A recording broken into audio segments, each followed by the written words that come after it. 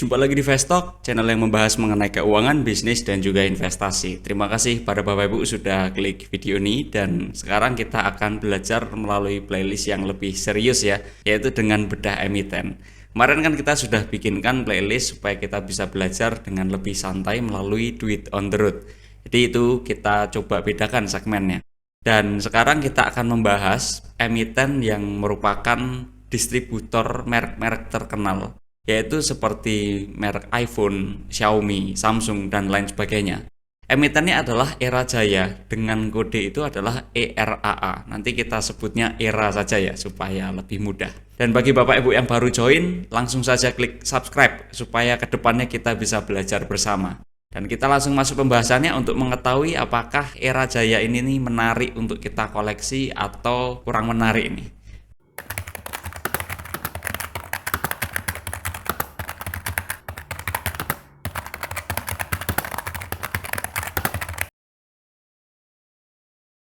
Era Jaya Swasembada Tbk atau ERA ini adalah salah satu perusahaan distribusi dan retail terbesar di Indonesia dalam bidang perangkat telekomunikasi dan elektronik termasuk smartphone, gadget, aksesoris, dan juga produk IoT. Era Jaya ini mengoperasikan jaringan retail seperti Erafone, iBox, dan juga Urban Republic, serta menjalin kerjasama dengan berbagai merek global seperti Apple, Samsung, Xiaomi. Dan selain distribusi fisik, Era Jaya itu juga punya platform e-commerce yang mana ini bekerja sama dengan operator seluler untuk layanan bundling yang dimiliki. Dengan kehadiran yang kuat di Indonesia dan ekspansi ke Asia Tenggara seperti ke Malaysia dan juga Singapura, Era Jaya ini menjadi pemain penting di industri elektronik. Nah, sebagai sebuah organisasi, visi utama dari ERA itu ingin menyediakan perangkat bergerak dan solusi untuk meningkatkan kualitas dan gaya hidup. Sedangkan misinya adalah ingin menjadi perusahaan terdepan di bidang distribusi dan juga retail yang memiliki akses langsung kepada konsumen dan pengecer secara terintegrasi, yang menyediakan rangkaian lengkap, perangkat bergerak, dan juga solusi. Kalau kita masuk ke pemilik perusahaannya, sebetulnya siapa sih yang memiliki Era Jaya ini? Ya ternyata yang paling besar ini adalah PT Eralink International. Ini sebesar 54,51% Bapak Ibu. PT Eralink International ini menjadi pemilik mayoritas ya, pada akhirnya menjadi pengendalinya ya. Dan kalau kita cari lebih dalam, penerima manfaat akhir dari Era adalah Ibu Rebecca Halim, yang mana beliau ini adalah istri dari Sugianto Kusuma alias Aguan. Dan banyak jajaran direksi dan juga komisaris yang memiliki kepemilikan saham dari Era Jaya secara langsung, walaupun masing-masing porsinya itu tidak signifikan Bapak Ibu. Dan masyarakat yang memiliki saham Era Jaya di bawah 5% secara agregat ya, ini sekitar 44,13%, serta Era Jaya sendiri punya saham treasury sebesar 1,04%. Sedangkan kalau kita masuk ke struktur organisasinya Bapak Ibu, ada Dewan Komisaris dan juga Dewan Direksinya ya. Nah, Dewan Komisaris dan juga Dewan Direksi pada kuartal 3 2024 ini ada tambahan satu komisaris, yaitu Bapak Richard Haryani kalau kita bandingkan dengan 2023 full year. Nah, jumlah komisaris dan juga jumlah direktur kalau menurut kami ya cukup relatif banyak ya. Komisarisnya itu ada 6 orang totalnya dan juga direkturnya ada 10 orang. Ini kita bisa menjadi informasi tambahan, walaupun tidak bisa dibandingkan sepenuhnya, tapi informasi tambahannya adalah AMRT atau Alfamart sendiri dengan total aset yang sebetulnya lebih banyak dari Era Jaya, yaitu 36,63 triliun, sedangkan Era Jaya sendiri total asetnya sekitar 23,55 triliun. Nah, di AMRT ini hanya punya 4 komisaris dan juga 6 direksi. Dan berikutnya kita akan masuk ke profil komisaris utama, yaitu Bapak Ardi Hadi Wijaya, dan juga direktur utamanya yaitu Bapak Budiarto Halim. Ada baiknya Bapak Ibu juga cek profil komisaris dan juga direksi lainnya supaya mendapatkan gambaran yang lebih solid. Bapak Ardi Hadi Wijaya, beliau adalah komisaris utama dari Era, dan ini sejak tahun 1998. Beliau WNI, usianya relatif masih muda, sekitar 59 tahun. Pendidikan terakhirnya yaitu SMA Tarakanita 2 Pluit ya. Dan Bapak Ardi Hadi Wijaya ini punya kemampuan dalam kepemimpinan strategis serta berpengalaman dalam industri retail dan juga distribusi. Sebagai informasi tambahannya adalah Bapak Ardi Hadi Wijaya selaku komisaris ERA ini adalah kakak ipar dari Bapak Budi Hartono Halim selaku direktur utamanya ya, dan juga merupakan adik ipar dari Ibu Sintawati Halim selaku direktur dari ERA Jaya, dan paman dari Richard Halim Kusuma selaku komisaris dari ERA Jaya. Sebetulnya ada afiliasi ya. Sedangkan dari sisi Bapak Budiarto Halim, beliau adalah Direktur Utama sejak tahun 2017, WNI usia 58 tahun. Pendidikannya yang terakhir adalah Bachelor of Business Administration dari San Francisco State University. Dan Bapak Budiarto Halim ini punya pengalaman lebih dari 20 tahun di industri telekomunikasi Indonesia. Beliau punya kemampuan dalam inovasi bisnis dan juga ekspansi pasar. Nah, Bapak Budiarto Halim ini juga punya hubungan afiliasi. Jadi dengan kata lain ya sebetulnya ini dekat-dekat dengan family business ya Bapak Ibu.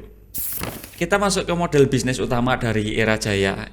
ERA ini menjalankan operasi usahanya sebagai distributor dan juga peritel perangkat elektronik yang berfokus pada smartphone, aksesoris, dan juga produk IoT. ERA mengelola logistik, pemasaran hingga penjualan produk dari merek-merek global seperti Apple, Samsung, Xiaomi, dan juga Oppo. Dan ERA punya lebih dari 2049 gerai fisik yang tersebar di Indonesia, Malaysia, dan juga Singapura, 97 pusat distribusi untuk mendukung kelancaran logistik, serta melibatkan lebih dari 70.000 reseller pihak ketiga. Dan ERA Jaya juga memperkuat operasinya melalui platform daring, kemitraan strategis dengan operator seluler untuk layanan bundling. Kegiatan lainnya yang dikerjakan oleh ERA ini juga mencakup pembangunan pasar untuk perangkat gaya hidup digital dan layanan purna jual, yang mana membuat ekosistem bisnis dari ERA Jaya ini semakin lengkap untuk memenuhi kebutuhan pelanggan di Indonesia dan juga Asia Tenggara. Nah, keunggulan utama dari ERA Jaya ya tentu saja ERA Jaya ini punya jaringan distribusi yang luas dan terintegrasi ya. Itu tadi 2049 gerai fisik, 97 pusat distribusi, dan juga platform e-commerce, serta ada 70.000 reseller pihak ketiga yang memastikan aksesibilitas tinggi di pasar regional. Sedangkan kelemahan utamanya kalau kita perdalam ya Bapak Ibu ya, yang namanya juga distributor, ERA ini relatif punya ketergantungan yang cukup signifikan pada produk-produk teknologi dengan merek global. Sehingga ini relatif rentan terhadap perubahan kebijakan mitra supplier atau fluktuasi harga di pasar internasional. Ya, yang seperti terjadi iPhone terbaru ketika ada kendala mau masuk dipasarkan di Indonesia, ya tentu distributornya juga perlu memikirkan cara supaya menjaga kinerjanya ya Bapak Ibu. Nah, wilayah operasi dari ERA Jaya sendiri kita bisa saksikan melalui peta yang sudah kita sajikan. Ya, secara garis besar mirip-mirip seperti perusahaan-perusahaan besar pada umumnya di Indonesia ya Bapak Ibu. Dominasinya biasanya memang di Pulau Jawa, Indonesia Tengah berarti ya, lalu di Indonesia bagian Barat. Sedangkan di Indonesia bagian Timur biasanya masih relatif jarang nih. Nah, berikutnya kita masuk ke pembahasan segmen bisnisnya ya. Mereka membagi segmen bisnisnya itu menjadi 4 segmen utama, yaitu yang pertama telepon seluler dan juga tablet, yang kedua produk operator, yang ketiga komputer dan peralatan elektronik lainnya, serta yang terakhir adalah aksesoris dan yang lainnya. Kita bahas satu persatu, mulai dari telepon seluler dan juga tablet. Pada segmen ini mencakup distribusi dan penjualan smartphone serta tablet dari merek global seperti Apple, Samsung, Xiaomi dengan jaringan retail seperti Erafone dan juga iBox. ERA Jaya menjangkau pasar yang luas untuk memenuhi kebutuhan komunikasi yang terus berkembang. Sedangkan pada produk operator, segmen ini menawarkan kartu SIM, paket data, dan juga bundling perangkat melalui kerjasama dengan operator telekomunikasi. Dan solusi ini memberikan nilai tambah bagi pelanggan sekaligus memperkuat posisi ERA Jaya di industri telekomunikasi.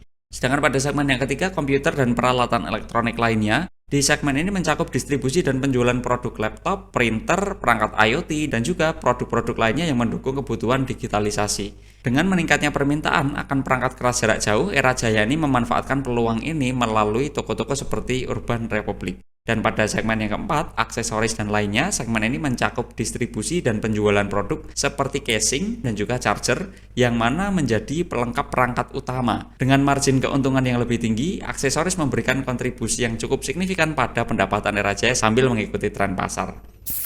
Nah, untuk strategi dan pengembangan bisnis di tahun 2024 ya Bapak Ibu ya, sayangnya di tahun 2024 ini tidak ada target secara spesifik yang disampaikan oleh manajemen melalui laporan tahunannya. Tapi dapat kita ketahui bersama bahwasannya untuk tahun 2024 fokus utama Era Jaya adalah meningkatkan produktivitas dan juga optimalisasi, terutama pada gerai-gerai baru dari Era Jaya. Dan Era Jaya ini berencana menambah sekitar 200 gerai baru secara strategis ya. Dan kalau kita lihat realisasi dari revenue per kuartal 3 2024, ini tumbuh 13,52% dibandingkan kuartal 3 2023, yang mana nominalnya setara dengan 48,60 triliun rupiah Bapak Ibu. Sedangkan realisasi laba bersihnya per kuartal 3 2024 ini tumbuh 59,88% kalau dibandingkan di kuartal 3 2023, atau di tahun ini setara dengan 791,16 miliar rupiah. Dan untuk mencapai target kinerja yang bagus di 2024 ini ada 4 strategi utama yang dikerjakan oleh manajemen. Yang mana yang pertama kalau kita rangkum ya, ini adalah ekspansi jaringan gerai retail. Era Jaya merencanakan penambahan sekitar 200 gerai retail baru di berbagai vertikal bisnis termasuk gerai di luar pusat perbelanjaan, yang mana strategi ini bertujuan untuk menjangkau pasar di kota tier kedua dan juga tier ketiga untuk meningkatkan aksesibilitas bagi para konsumen. Sedangkan strategi yang kedua adalah diversifikasi produk dan merek. Perusahaan berfokus pada penambahan merek-merek baru, terutama yang menawarkan produk dengan harga terjangkau, yang mana hal ini untuk memenuhi preferensi konsumen yang beragam, terutama di segmen yang sensitif terhadap harga. Pada strategi yang ketiga adalah penguatan strategi omnichannel. Era Jaya terus meningkatkan pengalaman belanja offline dan juga online melalui platform e-commerce yaitu Era Space, yang mana ini memungkinkan konsumen menikmati kemudahan dan kenyamanan dalam berbelanja di berbagai saluran distribusi. Serta strategi yang keempat adalah optimasi rantai pasok dan juga operasional. Dengan mendirikan pusat distribusi yang baru, yang lebih besar dan modern, Era akan memperkuat efisiensi rantai pasok untuk memastikan ketersediaan stok, mempercepat pengiriman produk, serta mendukung ekspansi retail di wilayah baru. Nah, kita masuk ke analisis kuantitatifnya ya Bapak Ibu. Masuk ke laporan keuangannya, kita mulai dulu dari neracanya di sisi yang pertama. Neraca dari sisi yang pertama per kuartal 3 2024, posisi aset lancar ini lebih dominan, yaitu sekitar 59,79% dari total asetnya, dan aset tidak lancarnya sekitar 40,21%. Pada sisi aset lancar, yang mana ini yang paling dominan ya, ini dominasinya berisi persediaan paling banyak, yaitu 61,95%, dan juga kas serta setara kas ini 12,08% dari total aset lancarnya. Sedangkan pada sisi aset tidak lancar, yang paling dominan adalah taksiran tagihan pajak penghasilan. Berarti ada kemungkinan Era ini membayarkan pajak ya sudah lebih banyak dari tagihannya ya. Ini sekitar 38,26% dari total aset tidak lancar, dan juga ada aset tetap sekitar 25,12% dari total aset tidak lancarnya. Dan rata-rata aset tidak lancar ini tumbuh sekitar 20,44% per tahun sejak tahun 2013 Bapak Ibu. Masuk ke bagian neraca di sisi yang lain, per kuartal 3 2024 ya, utang jangka pendek ini sekitar 49,15% dari total aset. Utang jangka panjangnya ini sekitar 13,55% dari total aset, dan ekuitasnya sekitar 37,30% dari total aset. Artinya aset yang dimiliki oleh Era Jaya itu dikontribusikan dari utang, terutama utang-utang jangka pendek. Nah, kalau kita masuk ke ekuitasnya, rata-rata pertumbuhan ekuitas sejak tahun 2013 itu sekitar 11,12% per tahun, yang mana ini cukup bagus ya Bapak Ibu. Dan kalau kita masuk ke utang jangka pendeknya, yang paling dominan tadi ya, itu didominasi oleh utang bank jangka pendek, yaitu sekitar 40,69%. Dan juga utang usaha sekitar 32,77%. Sedangkan pada utang jangka panjang, ini didominasi oleh utang bank jangka panjang, ini sekitar 59,26% dari total utang jangka panjang, terutama pada Bank Sentral Asia. Artinya kalau kita lihat ya bisa kita gambarkan posisi utangnya itu cukup dominan, dan terutama pada utang bank ya. Harusnya nanti solvabilitasnya tidak terlalu bagus, atau dengan kata lain ya beban keuangannya akan mengganggu profitabilitasnya nih. Tapi nanti kita lihat bersama. Dari sisi laba rugi, kita lihat dari sisi revenue, operating profit, dan juga net profitnya ya. Rata-rata pertumbuhan revenue itu sekitar 15,95% per tahun sejak tahun 2013, yang mana ini cukup bagus, cukup tinggi. Rata-rata pertumbuhan laba operasi sekitar 13,36% per tahun sejak tahun 2013, dan rata-rata pertumbuhan laba bersih ini sekitar 10,59% per tahun sejak tahun 2013. Kalau kita boleh gambarkan, sejak tahun 2013 pendapatan dan laba Era Jaya ini relatif meningkat dengan tingkat pertumbuhan yang cukup bagus ya Bapak Ibu. Masuk ke kontribusi pendapatannya, kontributor utama dari revenue secara rata-rata adalah pada segmen telepon seluler dan juga tablet. ini 84,85% dari rata-rata revenue-nya kalau eliminasinya kita take out ya, karena nominalnya eliminasi kan negatif tuh. Dan rata-rata pertumbuhannya itu sekitar 15,43% per tahun sejak tahun 2013 Bapak Ibu. Kontributor berikutnya adalah pada segmen aksesoris dan lainnya. Ini sekitar 6,94% tanpa menghitung eliminasi dengan rata-rata pertumbuhan sekitar 40,86% per tahun. Dan segmen-segmen lainnya selain kedua segmen tersebut ya, ini tidak berkontribusi secara signifikan terhadap rata-rata revenue. Artinya kita bisa fokuskan perhatian kita pada segmen telepon seluler dan juga tablet, serta yang kedua adalah aksesoris dan lainnya. Masuk ke kontribusi beban dan biaya, ya seperti kita ketahui karena ini bisnisnya distribusi, perdagangan ya, tentu saja yang paling dominan adalah COGS. Dan terbukti bahwasanya kontributor terbesar pada total beban dan biaya adalah beban pokok pendapatan. Ini sekitar 89,65% dari total beban dan biaya, yaitu untuk pembelian barang dagangan untuk dijual kepada konsumen. Dan kontributor berikutnya pada total beban dan biaya yang kedua adalah beban penjualan dan distribusi. Ini sekitar 4,54% dari total beban dan biaya, terutama untuk gaji Bapak Ibu. Masuk ke kontribusi laba kotornya. Kontributor utama laba kotor secara rata-rata ini adalah pada segmen utamanya yaitu telepon seluler dan juga tablet. Ini sekitar 74,53% tanpa menghitung eliminasi dengan rata-rata pertumbuhan sekitar 15,19% per tahun sejak tahun 2013. Sedangkan kontributor berikutnya yang kedua, ini adalah pada segmen aksesoris dan lainnya. Ini sekitar 19,73% tanpa menghitung eliminasi dengan rata-rata pertumbuhan yang cukup tinggi yaitu 37,33% per tahun sejak tahun 2013. Dan segmen-segmen lainnya selain kedua segmen yang sudah kita bahas ini tidak berkontribusi secara signifikan terhadap laba kotor. Kita masuk ke margin laba kotornya Bapak Ibu. Kita membagi dari laba kotor pada masing-masing segmen dengan revenue pada masing-masing segmen ya. Dan rata-rata margin laba kotor pada segmen utamanya yaitu pada segmen telepon seluler dan tablet adalah sekitar 5,25% saja. Ini margin laba kotor ya. Dan rata-rata margin laba kotor pada segmen aksesoris dan lainnya ini sekitar 20,66% Bapak Ibu. Segmen utama pada era yaitu segmen telepon seluler dan juga tablet punya margin laba kotor yang relatif stabil tetapi berada pada tingkat yang relatif rendah. Sedangkan pada sisi arus kasnya ada arus kas operasi dan juga arus kas operasi bersih.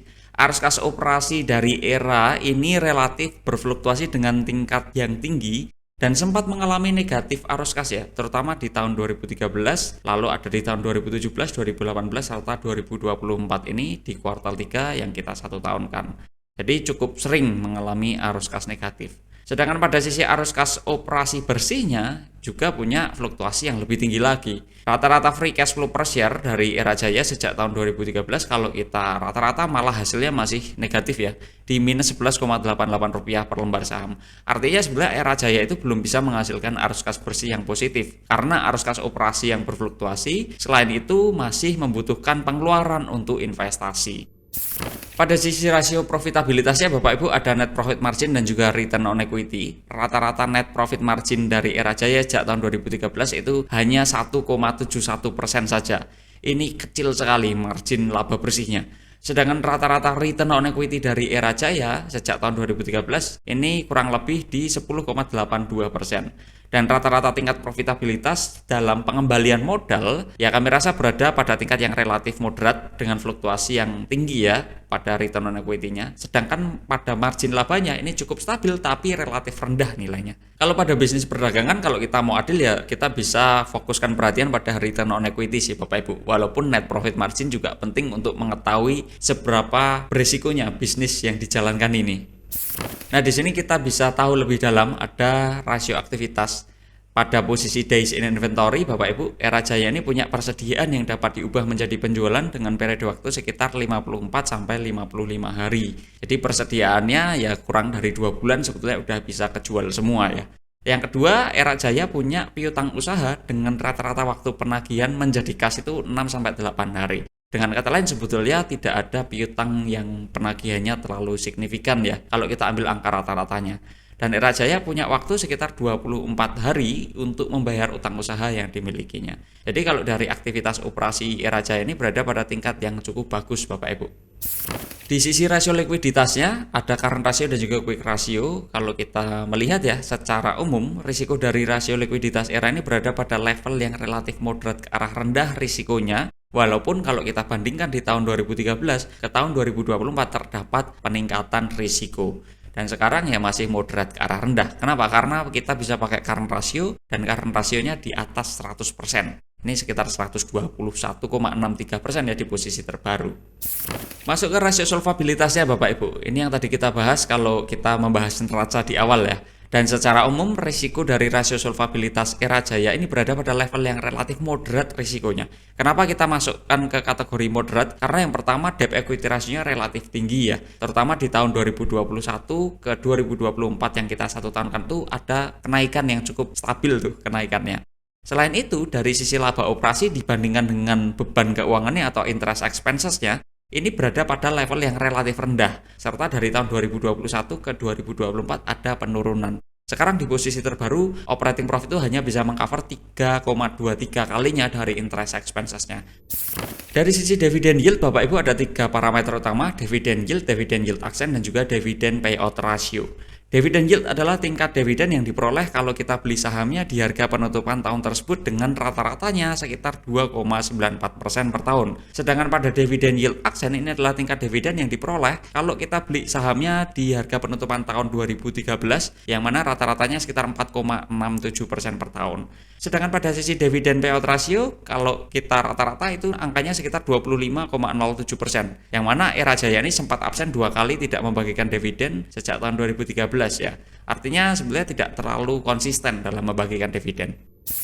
Nah, masuk ke valuasinya, ada valuasi dengan discounted cash flow dan juga price brand. Kita mulai dulu dari discounted cash flow, ada 5 asumsi. Yang pertama, cash flow per share kita ganti dengan earning per share. Estimasi earning per share kita gunakan Rp66,83 per lembar saham. Discount rate-nya kita gunakan 18 karena tadi ada sedikit risiko yang moderat pada solvabilitasnya ya. Growth rate-nya kita gunakan rata-rata sekitar 7,62% per tahun dan terminal growth rate yang menggunakan 2% per tahun. Hasil perhitungannya itu sekitar Rp562 per lembar saham. Ini menurut kami perhitungannya tuh di angka moderat yang cukup konservatif ya. Sedangkan pada sisi price brand dengan estimasi earning per share yang sama Rp66,83 per lembar saham dan rata-rata PE ratio yang kita adjust itu sekitar 8,06, yang mana kami rasa untuk bisnis sekelas Era dengan PE ratio 8,06 ya kami rasa cukup masuk akal.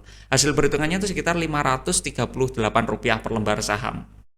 Sedangkan kalau kita masuk ke harga terbaru di 21 Januari 2025 itu sekitar Rp382 per lembar sahamnya Bapak Ibu.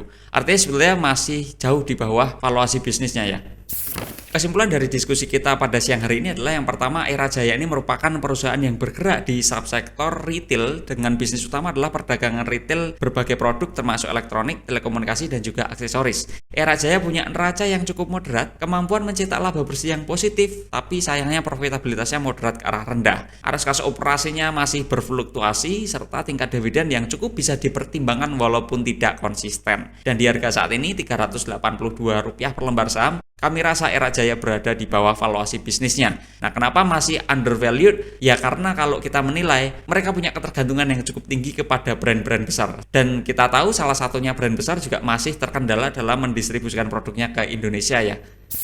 Nah, itu tadi diskusi kita mengenai Era Jaya. Menurut Bapak Ibu, apakah Era Jaya ini menarik untuk dikoleksi atau tidak? Ya, jujur kalau kita melihat dari sisi harganya memang cukup menarik ya. Tapi kalau mengetahui prospek ke depan gimana, tentu saja kita harus mengukurnya lebih dalam, terutama kita yang ingin berinvestasi di dalamnya. Ada masukan dari penonton kan untuk menambahkan prospek ke depan. Itu sengaja kita tidak masukkan ya, karena kalau kita memasukkan itu nanti kita jadinya meramalkan ya, bukan lagi menganalisis dari data yang sudah ada, tapi kita berusaha memprediksi yang mana itu jauh lebih banyak tingkat errornya. Seperti itu Bapak Ibu, dan tonton juga video-video kita yang lainnya. Terima kasih telah menonton video ini sampai akhir, dan terima kasih telah berkontribusi kepada channel ini, dan sampai bertemu di video selanjutnya Bapak Ibu. Selamat siang, terima kasih.